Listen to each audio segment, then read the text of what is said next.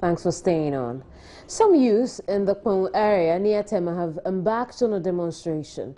They are worried over the continuous power cuts in the area despite the presence of the Usobu power plant. My colleague Latif Idris is a man on the ground, and earlier he brought us this. We are all native of Kpong, you know, and for a long time our land has been sold to some people for construction of industries, for individuals, and the native, they don't know anything about that. You understand me? So this is the time the native are fighting for their rights. We want the seniors, the elders, the leaders to come to us, to explain things to us in a way that will bring peace. But we are not in for war. You get me right? So this is the time. We are fighting for our rights. We are not fighting for each other. You understand? Yeah. What exactly would you want the traditional council to do for you? As at now, the crowd want to get there to give them warning that a time will come, the place will be locked. Listen, a time will come, the place will be locked. If the place locked, we call them a special deba, you know, for the leaders to come, then to explain things to us in a way that we shall get understanding. You understand? So if they are not ready for that, maybe there will be anything else. You understand? So now that the police are firing tear gas and rubber bullets all around, will that stop you from carrying on with your demonstration? Let me tell you.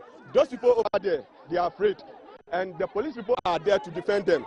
Because look at the crowd. When we get there, something else. You get me right? So they are defending them. And let me tell you, if the police people, they cannot guide us, listen, if the police people cannot guide us so that we pass there and give the warning, they will move away. The police people will definitely go away and the action begin again. You understand? So tell them. The police who were providing security for the demonstration fired tear gas and rubber bullets to disperse the demonstrators who had diverted from the original mapped out routes and headed towards the traditional council. ASP Juliana Obeng was in charge of this police team. You've been here from the beginning till now. Your cameras have been able to capture what's going on. But what we are here to do is not to hurt or harm anybody, but to make sure that we have a very peaceful demonstration. So that's what's going on here. Moving forward, would you allow the demonstrator to get to the assembly? That is where they want to go to submit their petition. Is that going to happen? Whatever they presented to us, we have to follow. And that's exactly what we are trying to do. Now, they did give us a number of people who are going to present the petition to whoever is supposed to pick it up. Now, what we are experiencing is different from what they told us, and that's the more reason we have reinforcement to make sure that nobody is hurt and nobody is offended. That's basically what it is. We have scores of people who have sustained various degrees of injuries as a result of the tear gas and the rubber bullets that were fired. We also have policemen and women who have also been hurt. So, I mean, in situations like this, some of these things are expected, but hey, we are still here to make sure that things are under control. Some of the demonstrators have actually threatened that once you leave here, they are going to march to the assembly and vandalize whatever they find there. Would you be here? How long would you be here? Presence will be here until everything has gone to a very peaceful, successful end. If you say everything, what do you mean? Because you don't live here. They live here. They are folks of the town. They can go there at any point. We have a whole district here. And so when you say we don't live here, I do not understand. But what I know is that we have a district here where we have policemen and women stationed here to work here. And apart from the policemen and women stationed to work here, we also have reinforcement that's going to stand by here until we are very certain that security here at home is very secure. What will motivate you to continue to impart knowledge in an unfriendly workplace despite your battles within? Martha Krensula Akwa tells the story of a physically challenged teacher in one of the primary schools in Accra who, despite the odds, has been imparting knowledge on many abled children. Colored a disabled leading the abled. This is the story of 54-year-old Alexander Opare. This is the Liberty Avenue 1, 3 and 4 and Manchetaki cluster of schools in Accra. It is located on the Liberty Avenue, one of the principal streets in the capital, en route to the Central Business District. There are over 50 teachers here. Among them is Alexander Opare, a physically challenged teacher who has been teaching since 1986. 1987, which day and which day? Yes. He was not born like this.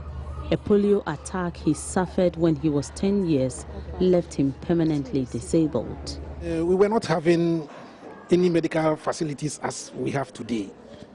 So they thought it was the witches who have brought this on me. So they started taking me around the country, from juju man to juju man, from juju woman to juju woman, priests to priests, priestesses to, and so on and so forth, in fact.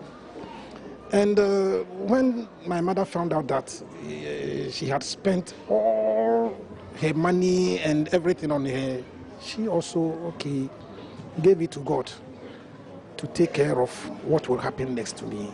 But that did not kill his dream of becoming a teacher. Though he started as a pupil teacher, he went on to acquire the needed teacher set A to formalize his trade. With the help of the staff, he climbs and descends the numerous staircases in the school, but he is worried the school environment is not very friendly to his condition. How do you feel after climbing and descending the stairs? I get exhausted. So it's not as easy as it seems? At all. It's not easy at all. I'm very, very tired indeed. Descending the stairs are easier than ascending. Strangely, he says his disability gives him encouragement. Every misfortune is a blessing. Yes. If I had not been like this, I might not have known. Maybe I will not be around by now. His pupils obviously look beyond his physical inability and tell me he does more than just teaching them. All of you. Gold Coast. Again. Gold Coast. Mr. Bai is a good person. He always taught us how we should go about learning. That time, every day we are about closing. He always give us classes and always spend time with us in class.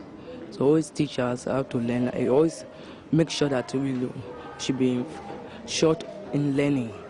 Even when we revise our notes, he give us note that he explain us the note that we can get understanding in our learning. The mere mention of his family puts smiles on his face. Just so you know, it's not all gloomy.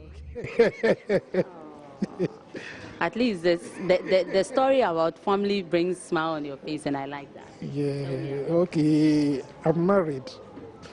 I have 6 children, and one is even in the classroom here. Clifford, one of Alexander Paris' children, currently in his class, is a little shy, but is sure his father is a good man. I'm getting money in future. Come and give it some. Alexander Paris wants to give his children a better life than he had. I'm taking care of them with my meager salary, and I'm trying to do something for them before God calls me. When I visited his class, he told me he takes his pupils on physical education exercise every Friday, but I missed that opportunity to see how he does that because I visited on a Monday. Despite this, how he started each lesson caught my attention. Mississippi, go! Mississippi.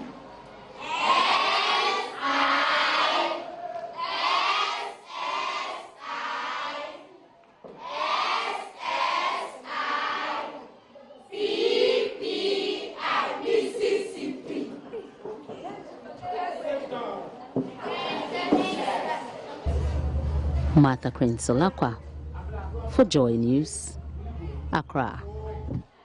I know everybody is satisfied. Now, Chief Justice Georgina Theodora Wood has pledged to seriously take up the issue of the hundreds of suspected criminals who are being held in Ghana's prisons without due process. This follows the broadcast of a two-part documentary on Joy News highlighting the humane conditions under which these prisoners are kept. The Chief Justice made the pledge at a meeting with the producer of the documentary. Now, Joy News has said Kwame Boateng. He's here with me in the studio. We'll talk about this meeting over the next few minutes.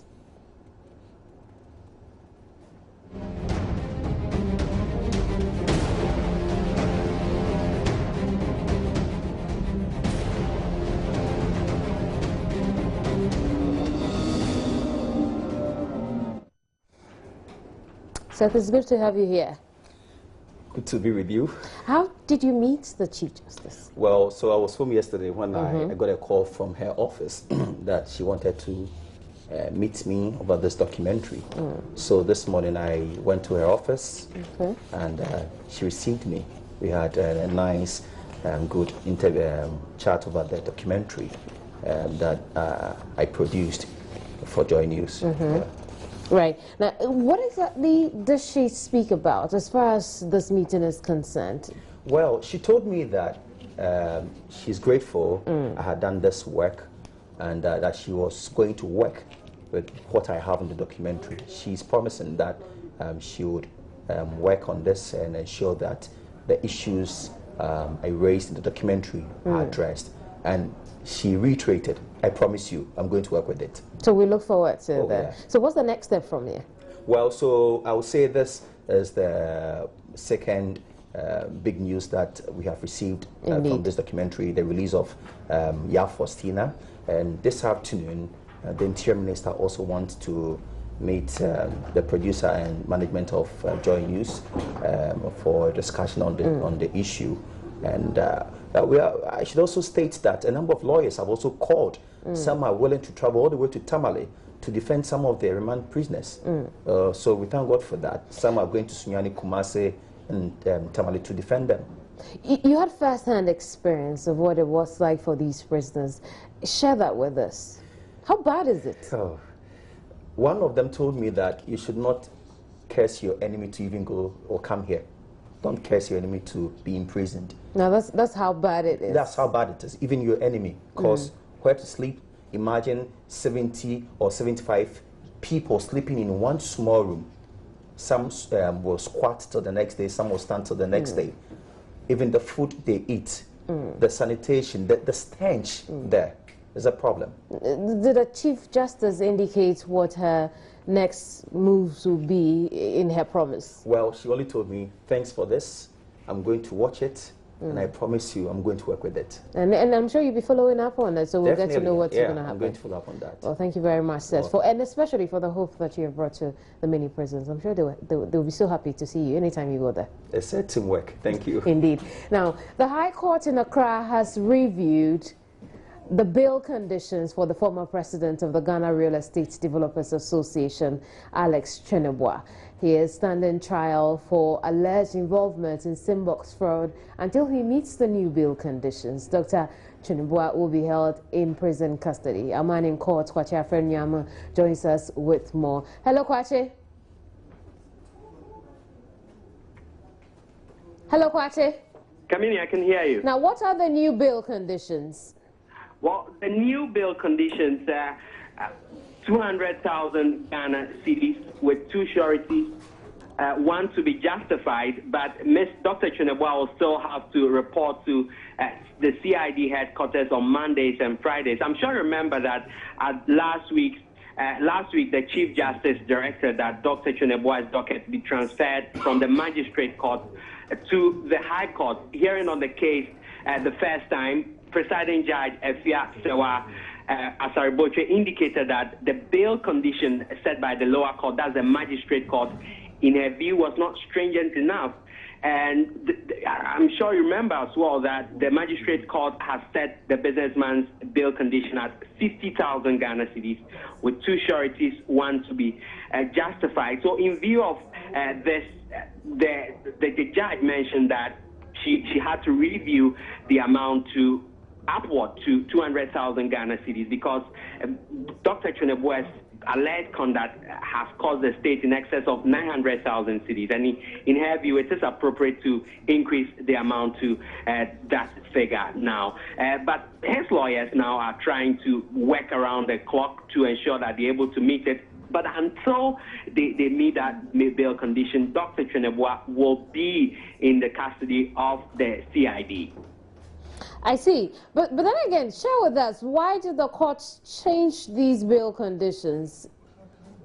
As I mentioned earlier, the judge indicated that looking at Dr. Cheneboa's, what the amount the state lost through his alleged conduct, that's $900,000 US, it is more appropriate to increase the bail condition that was set by the lower court, that's the magistrate court, from 50,000 Ghana cedis to 200,000 Ghana cedis because of the magnitude, of the offense and the amount involved and all that. And what do his lawyers think about this?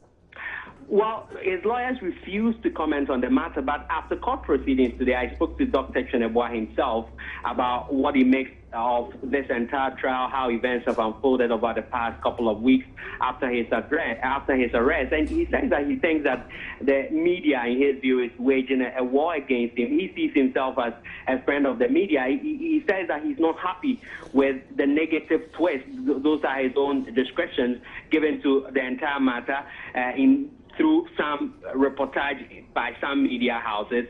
And he's confident, however, that he will come out victorious. I asked him a question about what he thinks this has done to his reputation as a former grader boss and a notable businessman in this country. He says that the law will justify and indeed will prove that indeed he is innocent of all these charges. At the end of the day, by the verdict that the court will deliver. Thank you very much, Kwache, for that update. Kwache Afreniama joined us from the High Courts. Now, there's more to come here on Joy News today, Tuesday. Thanks for staying here on the program. We'll go back to our earlier story on some youth of Kpung, a community in Tema, who hit the streets earlier today for various reasons. A man who was on the ground, Latif Idris, is here with me in the studio. We'll find out how this demonstration ended and what came out of it. Latif, thanks for being here. Thank you, Kamini. How did it end? It was a bit violent, but how did it end? Yeah, one can say that it didn't end well because the demonstrators set out to submit a petition to the Traditional Council. Now, if you look at the demeanor of the demonstrators, they had cudgels, cutlasses, and stakes. And the fear of the police was that if we allow these people to get to the Traditional Council, it could turn chaotic. So then they barricaded the place and wouldn't allow the demonstrators to get to them. Now, out of frustration, the demonstrators started throwing stones at the police officers. They also retaliated by firing tear gas and others, which resulted, we have a sample of the rubber bullets that was fired at the demonstration grounds. So the leaders of the Traditional Council had to be, moved from the office. Because if you look at the way the demonstrators were charged at the place, they had to be moved. Now, some of the demonstrators found their way to the Traditional Council and locked the place up. Now, so they couldn't submit their petition as, planned. But why exactly were they demonstrating? Yeah, we had the impression that they were demonstrating against Asogle's readiness to supply them with electricity. Now, when I got to the ground, what I realized was that it's beyond Asogli. The demonstrators are actually calling on the leadership of the council because apparently the leadership have been selling plots of lands to individuals without accounting to the citizens of the town as to what the funds are being used for. So what they want is accountability. They want the leadership to account to them. What you sell our lands every day. What do you use the funds for? That's exactly what they want. They also want Asogli to give them free electricity and then put up, multiple networks and also supply of, health facilities that they can access anytime that, they find themselves in a very difficult situation. Some injuries were also recorded. Tell us about that. Yeah, we had, scores of, people at the Kpung Hospital with various degrees of injuries. Some had cuts at the back, And I came into contact with this man who was actually assaulted by the police. He tried to get to the council. I told you earlier that the police had barricaded it. He tried to find his way through, and the police wouldn't allow him, pounced on him, beat him up, and you know, it was actually a sad scene to see. Are you able to tell how many people had been sent to the hospital? Over 20 of them. We went to the hospital, actually tried to speak to some of them, but then authorities there wouldn't allow us to. But we had some shots of people at the hospital who were taken we'll show in subsequent broadcasts. Yeah. But tell us about the police and their handling of the issue. How did that go? It started very well, Kamini, I must say. You know, they acted professionally, because if they had, you know, used the same approach as the demonstrators, it would have turned into something else. So they were a bit cautious about the way they handled the situation, and I must commend them. Until the point when they started firing the tear gas, everything moved on as planned. Now, according to the police, this was not what the youth of the area had written to them about. Exactly. Are they willing to take any steps in that direction? Yeah, I asked the DSP, the one who led the police team, actually, I asked them how they're going to handle the situation, because this is not what they planned for. Now they've been outnumbered, because what I was told was that they only gave them a certain specific number of people who were going to present the petition, only to find out that the whole town, the whole Pond town actually, were part of the demonstration. So I asked her if they're going to change their approach next time. She said they'll go back, sit down and analyze the situation and then advise themselves. Indeed. Thank you very much, Latif, for bringing us this information. Latif Idris was at Pond earlier today when the youth of the area hit the streets to protest the lack of development in their neighborhood. Now, the Defense Committee of Parliament was scheduled to meet today on the police recruitment scandal and some matters arising. My colleague Emmanuel Ante has more on this. Hello, Emmanuel. Hello, Emmanuel. Hello, Kamini. Has the committee met yet? Which of the committees, Kamini? The Defense Committee. Yes, Kamini, they have met.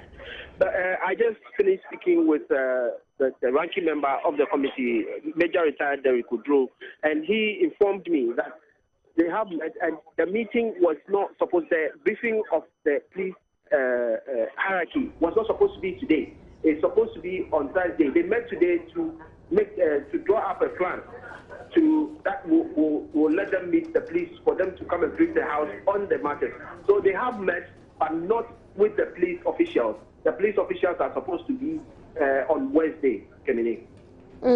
I see. Do you have an idea what this plan to deal with the issue looks like?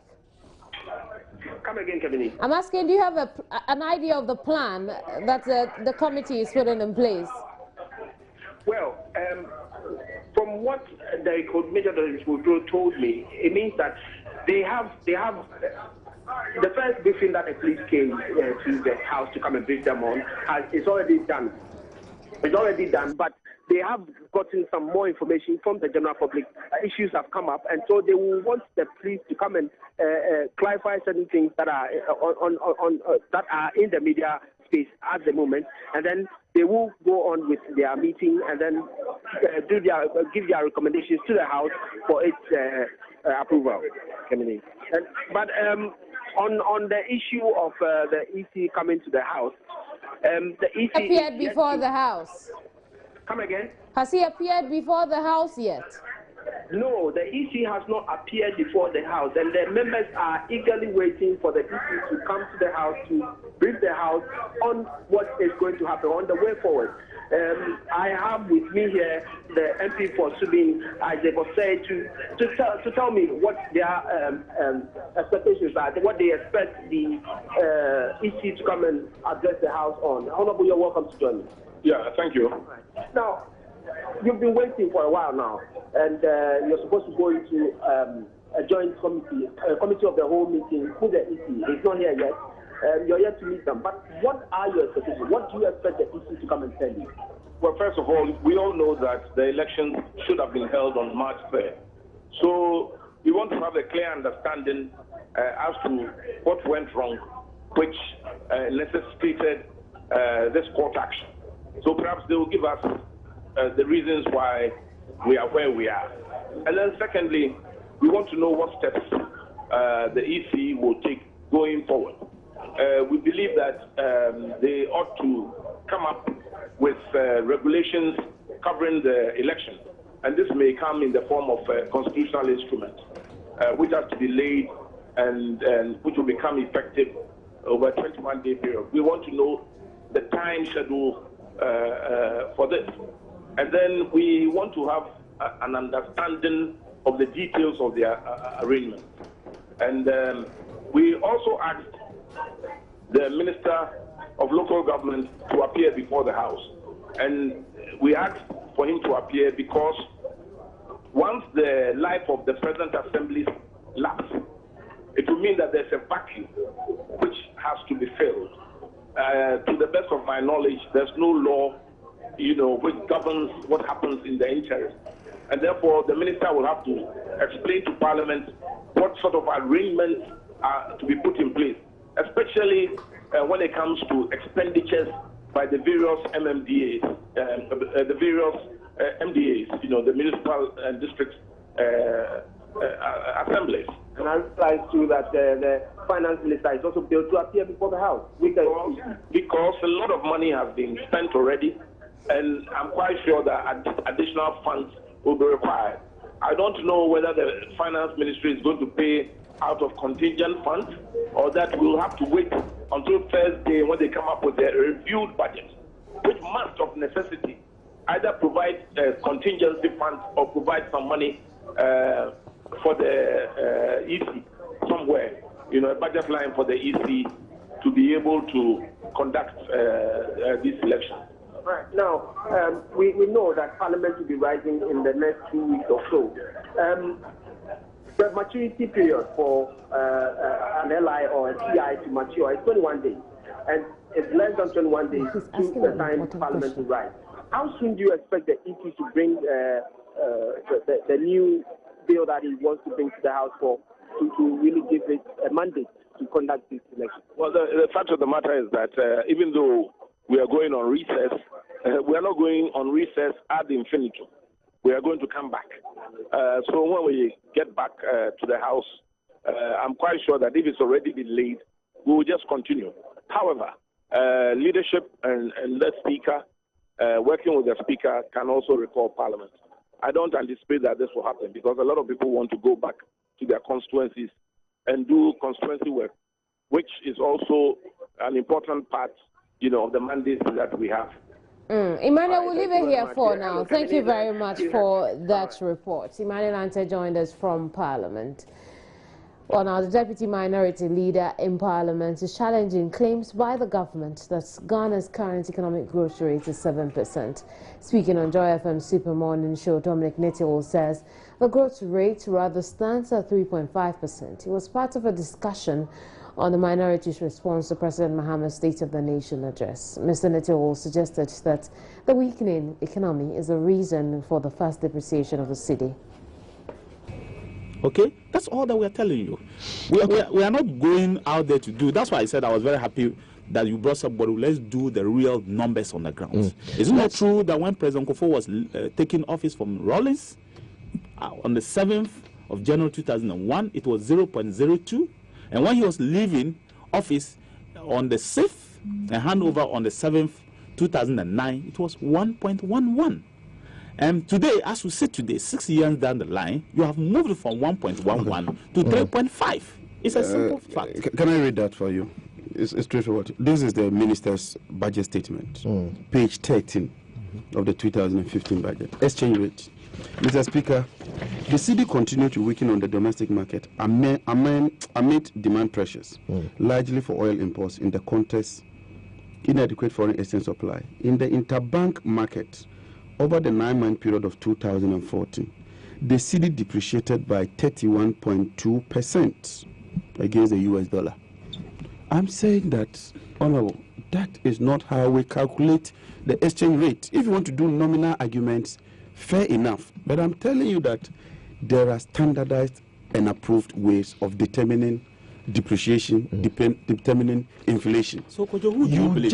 Well, you believe the official document. Excuse me, do you believe the minister who says it's 31% or the Bank of Ghana that says it's 14.6%? That 14 was for the previous year. I'm quoting 2014 for you. Yeah, 2014, Bank of Ghana. And he requested Bank of Ghana says 2014. The Bank of Ghana, in their statement, the monetary policy statement released in February this year, they say that in 2014 the cumulative depreciation was 31.2%. Yeah, that's it. That's what the Bank of Ghana is saying. It's straightforward. So it is, I mean, literally about half of the estimates that the NPP is making. Can I give you one quick example, and that should solve it? Yeah, continue. Let's assume that you were receiving 1,000 cedi last year.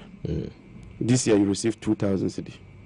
Nominally, we just said that your salary is increased by 200%. But then you look at the purchasing power. So you discount it and get the real effect of your salary. So that is how you do the calculation. It's as simple as that. Okay. You don't do nominal things and just throw them out there and expect us to swallow it. Let's have a look at what... You have to do the real effect of... The Africa Center for Energy Policy has disagreed with the Public Utilities Regulatory Commission that the current energy crisis is due to a decision to reduce power tariffs in 2013. Director of Research and Policy at the Center, John Peter Mewu, told Joy News the move is a ploy to increase tariffs soon. Why do you disagree with the PURC? Well, of course, it's very interesting to have heard them coming out with such an assertion. We, as a country, have been told the reasons why we are here today as a power crisis, and I don't think the indications from the PRC that the reduction, in the tariff it's an index to our position as a capacity short regime. I disagree with that. Even as of today, you agree that petroleum prices, in terms of the crude oil, has reduced tremendously. Has reduced, from as high as 112 somewhere last year to a little less than $50 per barrel as of today.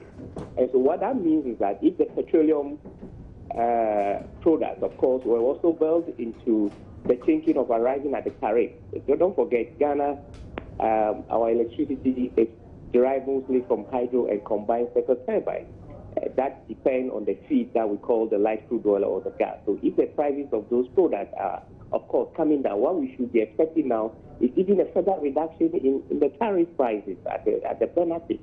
I don't think that, the previous reductions as being estimated would be the cause of the doom. So not at all. We even need a further reduction, considering the fact that petroleum prices are coming down. There have been a lot of reasons why we have the current energy prices, in the country. The shortfall in the water dam was attributed. Government's own inability to manage the system properly in terms of allowing some of the plants to be overused, and also inability of government to procure like crude oil to fire some of the generation plants were some of the reasons that we know. And so for me, it comes as a surprise that the tariff will be a factor of our doom. So I don't know how that works into arriving at a current position. Indeed, you also believe that this could be a ploy to increase tariffs soon. How so? Definitely, of course. If somebody has started complaining already of the price regime in terms of the tariff, the indication is that we should await something coming up shortly. And I have envisaged that is definitely going to happen. The tariff we're paying now is a realistic tariff, considering the fact that petroleum products prices have dropped, tremendously in the international market. Our tariff regime is very realistic. But if somebody would have to come out with such an assertion, an argument being put forward by the PRC, then it gives you the thinking that these guys are up to review of the tariff upwards, which I think definitely they might be thinking of. There's business after this. Don't go away.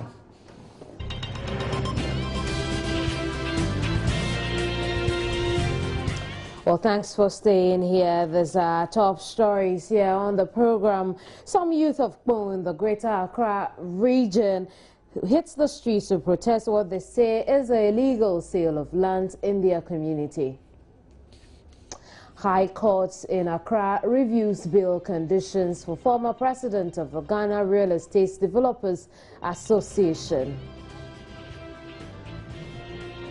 And Finance Minister said Tepe will on Thursday present to Parliament the revised estimates of the 2015 budget.